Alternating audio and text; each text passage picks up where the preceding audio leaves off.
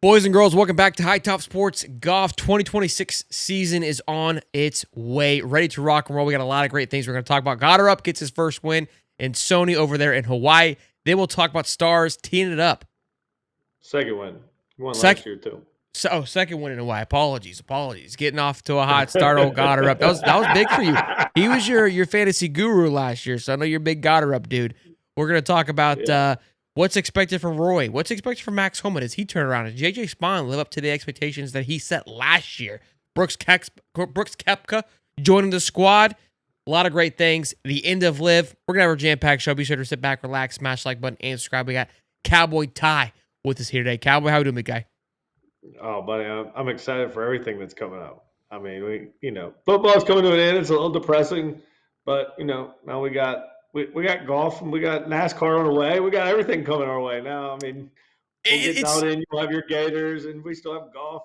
We got basketball. We got March Madness. I love this time of year. True. I love this time of year. There's just plenty of things to watch on TV. April, March is when we flip over to the hour. We're gonna have March Madness kicking off that weekend. Obviously, TPC is gonna be around that same time. Then, of course, we'll have the Masters, and then you're just in a flow state, man, when it comes to these sports. And then you get the itch to go on the golf course. So the boys are gonna be out there soon, swinging away. I got the sim fired up. So I mean, the itch will be alive here within a matter of weeks, I'm sure. Listen, when you're a Florida State fan, buddy, March Madness isn't exciting as anymore. That's that's true. That's true. You don't get to live in the same world we do. Florida's finding the rhythm, but look, we got to get to the golf here. So your boy Gotterup gets himself a W, second win, like you said, at the Sony over there in Hawaii. It was nice because it was on late for us. But it was right in the middle of some good playoff matchups and things like that, so I didn't get to see too much of it. But happy for Gotterup to get rock and roll. And again, one of your sleeper picks a lot last year was Gotterup. And could he kind of roll into what Ben was last year for this year?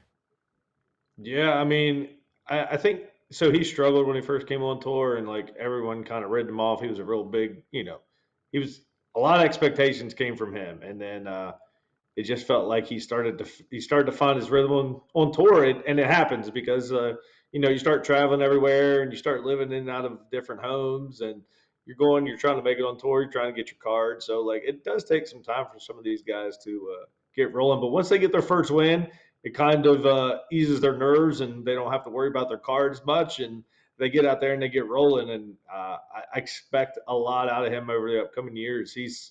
He really roasted off the tee, and when he gets it rolling on the greens, he's going to be tough to beat because he stripes it. And I'm happy for him because I saw it coming. I kept picking him, and then he finally did it, and now he's already done it at the beginning of this season. So good for him. And it was tough out there on the Thursday, Friday. It was very windy, and it was kind of hang on. And then Friday or Sunday, the wind kind of died down, and of course, a lot of them take advantage of it. He shot a great 6 under to win the tournament. So good for him. Good stuff. Good stuff. We got a great weekend coming up now with this weekend. The Stars are going to be out, ready to go to really, kind of kick off. It's like you have week 0 last week, although there were some good faces that showed up, but the big boys show up today. Scottie's going to be there. Rory's going to be there. And last year, the conversation headed into last season was, will Rory complete the Grand Slam? And there was obviously just kind of, can Rory continue to build on top of his legacy? Could Scottie follow up what he had last year? I mean, 2 years ago, he had himself in a phenomenal year. Can he live up to that again? So, again, a lot of the same storylines. Rory doesn't have necessarily to complete the Grand Slam, but we talked a lot about Rory at the end of the year last year. Like, once he won the Masters, it was like he kind of just quit playing golf. He just didn't care anymore. Does that carry over into this year, you think? Or is that because they also went through that kind of like a divorce, not divorced? He had a lot of, things that he dealt with that felt like that were off the course and even on the course. Because he had the tailor-made driver situation. Like, he just couldn't really get out of his own way after winning the Masters. Very weird. Does he find himself a rhythm going into this year? I mean, I think Rory's at the point of his career where he's going to play a limited schedule when it comes to the PGA.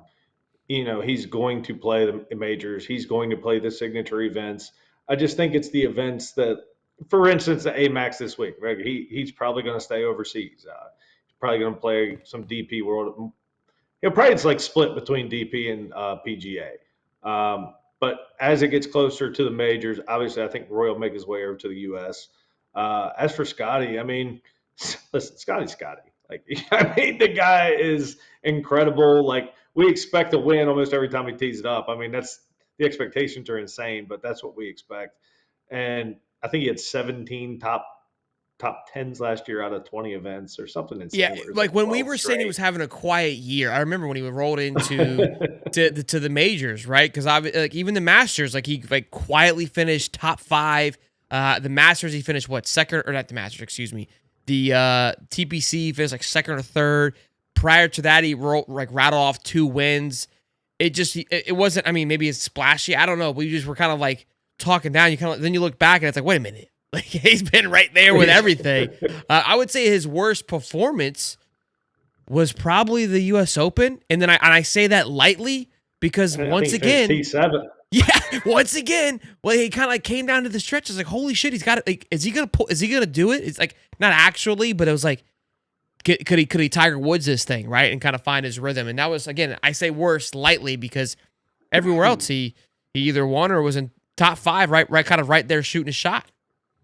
Yeah, when you see Scotty on the leaderboard at any point, you think he can win because obviously he can stripe his irons, and I mean he hits a couple close, and all of a sudden then the leader who looks back and sees Scotty on that leaderboard tightens up a little bit, and then there can be a 3 or 4 shot swing in there somewhere, especially at courses like TPC down the stretch when you have that par 5 and then 17 and then 18. That's why the Players is such an exciting finish because of the Eagle Bowl hole, and then you want your next par 3 you can make an 8, and then on the 18th you can make double in a heartbeat. So courses like that, and you see Scotty on the leaderboard, you always think he has a chance. This week is one week where I don't love betting Scotty, and the reason is like it's going to be a birdie fest up there. It's a resort style course, and you know, as much as I love Scotty, I mean, he if there's a weakness in his game, it's his putter. Even though his putter was really good last year, but if you don't make every putt in this thing, like you could easily finish T10 at minus 19 or something. But overall, you got to assume that Scotty. I hope he gets a grand slam this early. He's got a chance this cock at Shinnecock. Yeah, this guy. He's got a chance this year at Shinnecock The Hills. cock got you. Yeah, the cock got you. got, That'll happen. got my tongue tied. It did. It did. But yeah, as look forward, a couple guys that could break. Like I said, I like Robert McIntyre. The man's been on fire. He's got 4 straight top tens dating back to last year. He just continues to play well. The lefty he just looks like he loves to play golf, and that's a guy I look to break out this year to be have a chance to win the Tour Championship and be there at Does the end our for sure. does our guy Tommy finally get his first major after getting the monkey off his back, winning himself a nice FedEx Cup championship, then rolls into a pretty dominant performance in the Ryder Cup as well? The guy is does that carry over, you think, and maybe even wins him a 5th major in at TPC Sawgrass? Is that possible for old Tommy? Again, someone else who's played very well his entire career, just couldn't get over the hump, and finally, in a similar fashion to Rory shaking off the monkey off his back and winning the Grand Slam, it was a bit different. That was kind of closing his chapter, it felt like. But this for Tommy was opening the book open of like, now I can see where this thing can go. Is he going to be a true challenger this year in the sense of like, again, he's always been up there, but stealing some trophies away for some dudes? Yeah, I do think that win, like my early pick, if you take Scotty out of the mix, is Tommy Fleetwood for the Masters. I think it's just You do. he's due, and he just looked like last year. He was close numerous times. I mean, he's always been that way, but he just felt different last year. He looks like a guy who's just his iron game is just so good, and dude, everything's smooth and it's good. And I think Tommy's going to get his first major this year. I really do. I love Tommy. I think he's a great dude, and he's always every interview he's like, yeah, they beat me. It's like he doesn't try to hold back or anything. He's just like, yeah, they got me. Like I'll get one eventually, and then he wins the Tour Championship. Good for him. And then I think it's going to carry over. I look forward to seeing a lot of Fleetwood this year. Fun question. Which golfer is most likely to have a bounce back, get back to their form? Max Homa or Jordan Spieth? Phew. Mm. I don't know, man. I want to say Jordan Spieth, but I think Mm. his head gets in his way. Um, I think Homa's kind of got the yips right now. I think it's just a confidence factor for him. It's weird because he's got all the people behind him. It's not like anyone's like just ridden him off or anything like that. So like to me, I think if Spieth can get out of his own head, I think he's got a chance to bounce back. He played decent last week. He wasn't great, um, but I think Spieth could. I don't think he'll ever be the young Spieth, but I definitely think that he could be, a top 10 kind of guy on a consistent basis. But when the thing that got me about Spieth is when he looked at it and he goes, it's difficult because Texas, I was better than Scottie, and now Scottie's just so much Yeah, better it's than me. such a fault. He said I that. gotta I gotta go Homa because I like it. the head case for Spieth has always been a factor. I mean, it goes back to the collapse at the Masters. It's always been there. Homa's had his own set of problems, but they've always kind of been their own one-offs. Like I said, like he's been in his head. He's had the yips, which you could argue is also in your head. But you know, as a golfer, is like a swing deficiency it's obviously it becomes mental at some point. But it's in my eyes as like if it is a yip problem, it may be just like, oh, that's it. And the mental game can be fixed pretty quickly. You know what I'm saying? Versus if you're just a head case that just lives in your head and just puts little tints in there and just roast marshmallows up there like Jordan Spieth does, you've got a different kind of problem. It's like who's old boy that smashed the lockers in at Oh yeah, Wyndham. yeah, Wyndham. That guy's a crackhead. Yeah. You know what I mean? Yes, he's on. He's on. Yeah, you're right. And obviously, Okay. like I remember watching the Tee It Up net series on Netflix, and he had like his therapist, and he was finding himself. But hey, once a crackhead, always a crackhead. All right, so he's off the wagon. He's back to losing. I hope he gets back to his form because he's fun to watch when he's dialed in. But he's a loose cannon. Like when he's playing good, dude. Like I remember, I think it was at TPC where he like kind of like lipped out that putt. I was like, I watched him like react. I was like, oh shit, it's like he's gonna relapse. Like like not actually, he doesn't have a drinking problem, but you know what I mean. Like Right. from a mental perspective, like the whole thing was a facade. Like you saw when he grabbed his head, I was like, yeah, he's not good. He was not prepared for the like. You're just kind of on this high, and I was like, he's like, yeah, the therapy's working. It's working until it's not, and I think after that, it's been a downhill slide for the young man. And he hasn't figured it Yeah. I out mean, he yet. won the U.S. Open, and he just looked like he was getting his game, and like everything was going in the right direction. And then I don't know if something happened in his personal life or whatever, but you Yeah, know, he just looks we pissed all the time. It was the we TPC this year, handle. right? That he missed the putt this past It was year. last year. Yeah, Yeah, yeah. yeah, So he comes off the big open win, right? yeah, And then rolls into the beginning of last year. Looks great.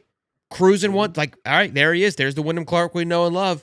And then misses that putt. And I remember his reaction. I go, that doesn't look like I mean, I get like you get pissed when you miss a putt, but you could just kind of see it in his eyes of like it's coming back. Like the demons were like whoa, flew into his head, Harry Potter style type shit, you know? So that's what I saw. Saw the fear in him. I was like, yeah, I'm not betting on that guy anymore. That guy's in shambles.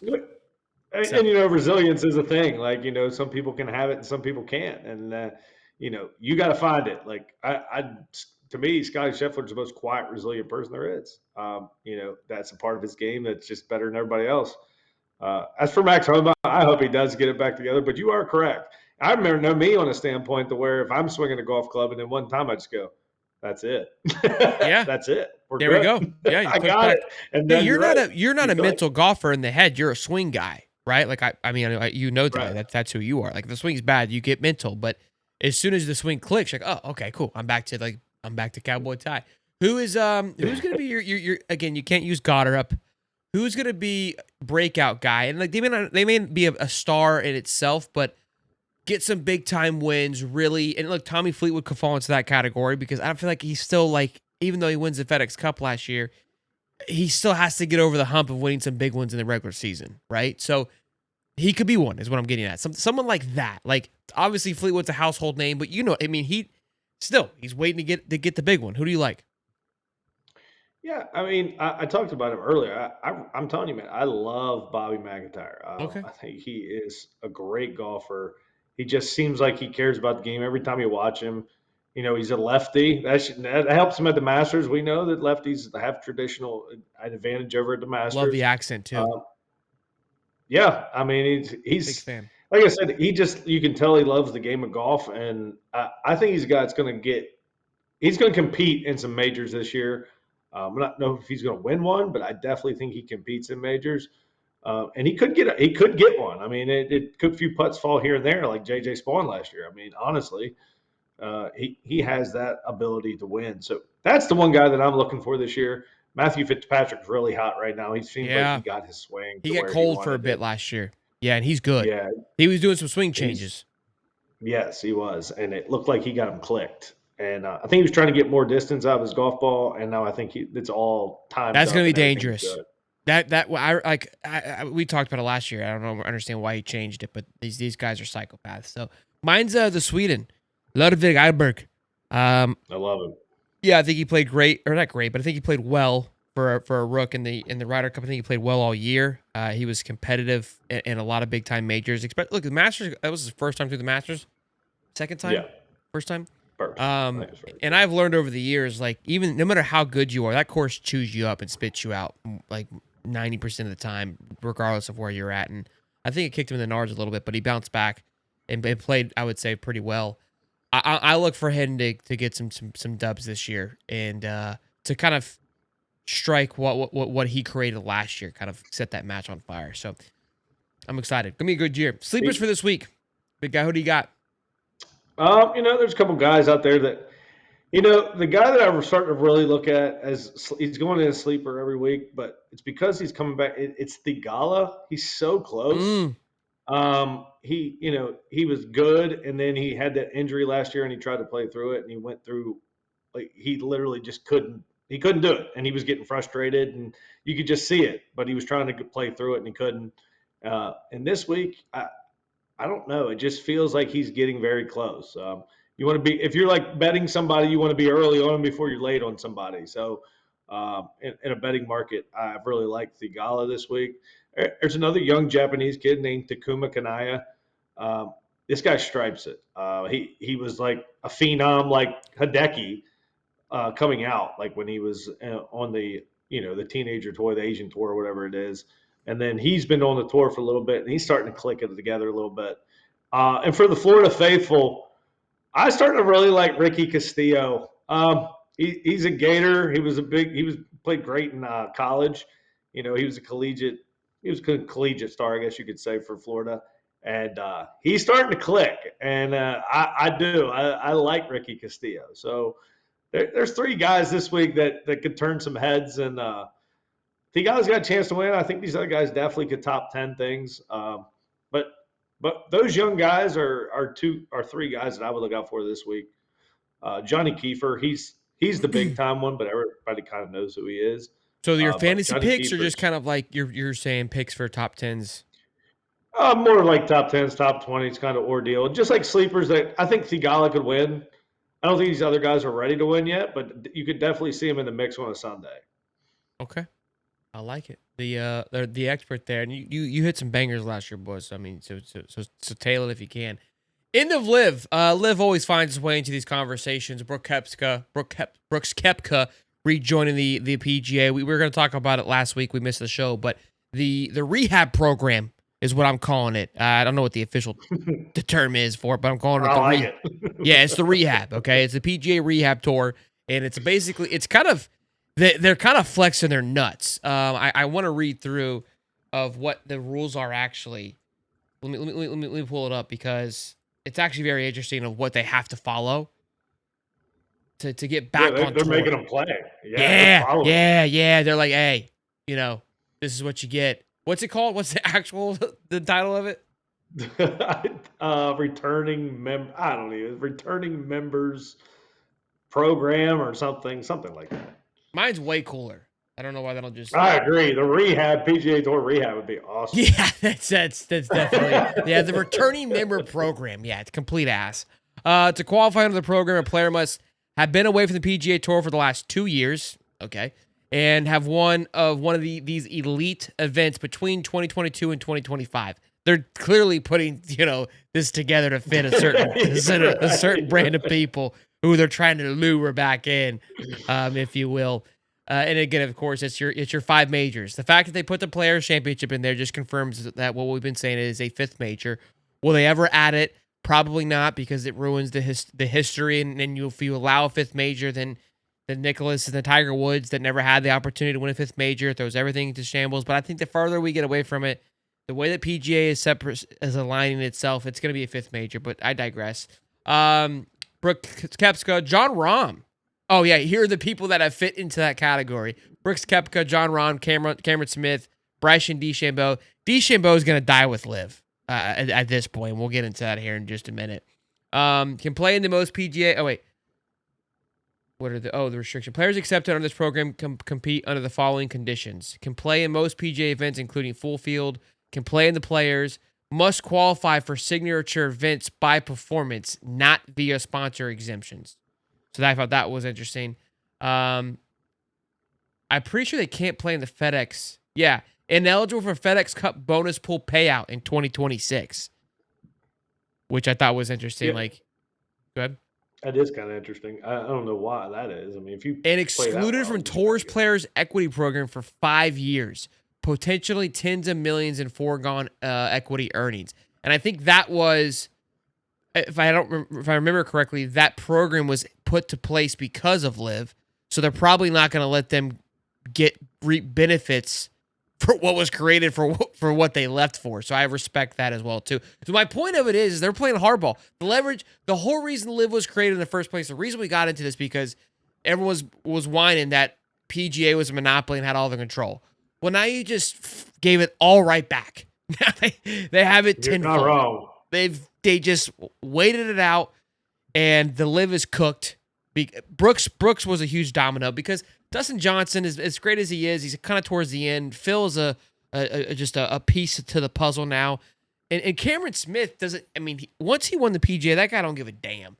So, is he really star power anymore?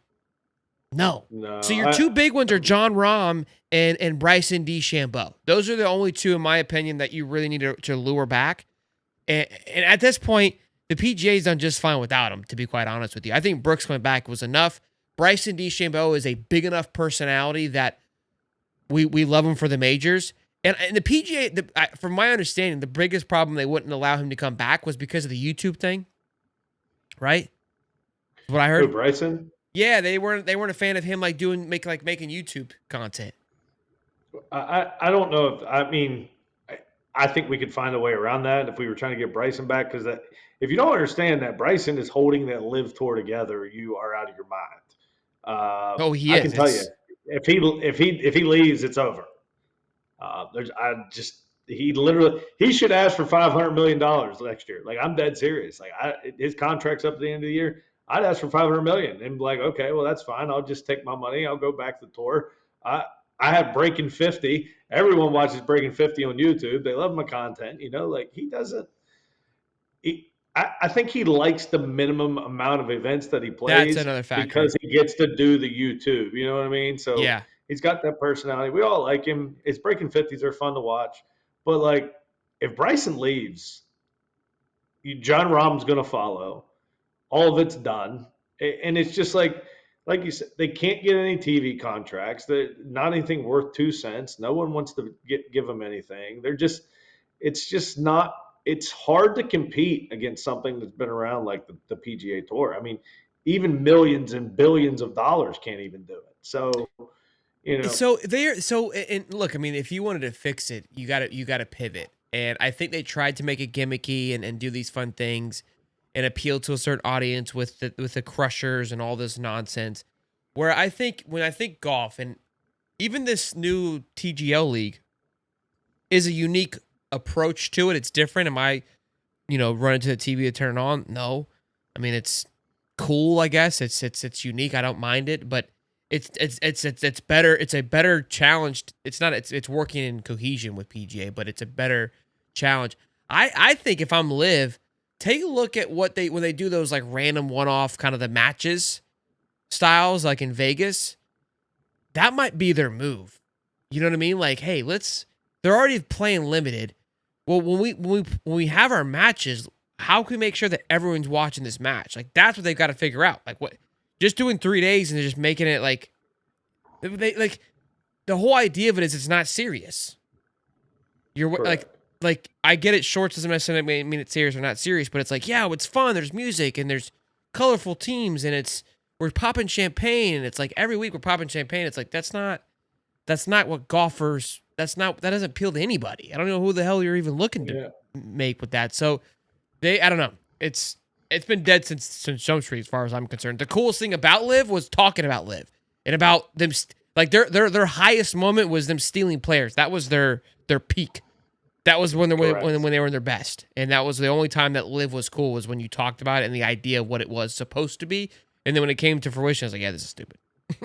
What I think they tried to do was get the younger crowd involved in golf, and then they hoped that they would become golfers. But all they did was get the party crowd to live and just party and just not care and throw beer cans out on the greens every time there's a hole in one. And like it wasn't. I wonder if the YouTube community, because I feel like that really exploded at the same time that Live started, and so the idea was like, hey, this is where we want to attack this, but then you literally had a market, the YouTube market, explode, which appealed to that exact audience without all the dumb stuff. Like nobody like Good and Grant Horvat and Bryson DeChambeau. It's like, no, this is cool. I don't have to wear shorts and I mean and even Bob does sports. So there's still a version of that, but not to the extreme. Like if I'm going to turn on TV, I want to watch golf. I can go to YouTube if I want to watch fun golf. And you're not wrong about that. I do think there is something to it, but also it's like if you're going to play golf, we're either going to play it individually or we're going to play teams. Pick one. You're not going to have teams and individuals. I mean, that to me, that's just dumb. I mean, like TGL, that's a team golf game, and it doesn't go like it's a different, and it's on a Monday or Tuesday, and those guys go and they go their tournaments and they don't nothing happens. That is a thought. Like, if you're the Live, just play in the middle of the week. Yeah, I mean, just play like match it, like you said, play match play. I don't know, do something, just make it different, like they do at TGL. I mean, it's just like I said, they don't go like it. None of them clash, so like they can show up on a Monday, play their match, and then they can go to their tournament. It's not a big deal. Yeah, that is true. I think that's maybe doesn't live. I mean, they're not going to, but a thought of like. Well, no fans will be there on a Monday. That's what makes the TGL so good. Is like, it's made for TV. It's literally made to watch. Like, literally. there's like 10 people there. Like it's like $1,000 a seat. Like that's kind of where the world's going to. Like a little sidebar. Like really exclusivity. They realize that people like to, just the experience of watching at home has amplified tremendously, right? Like it's. I mean, I rather stay at home than go. you see more, you hear more. Like. It's a better experience. I'm comfy. My beer is free. Like what do I need to go for? I already hit my steps for the day. Exactly. I'm good. I don't need to. I'm good. I'm fine staying here. I'm gonna get in traffic. I gotta park. My favorite days are for golf for the practice rounds. Those are my favorite days. Me too. You just go hang out. You get to walk around the beautiful golf course. There's not a bunch of a-holes running around, and it's get a little dabbed up. I used to love it as a kid because I don't care about cats autographs now, but. Just like this small little like one-off, like, hey, what's up, man? Trying to come to the podcast? Oh yeah. They'll chat with you on the other side. It's great. I love it.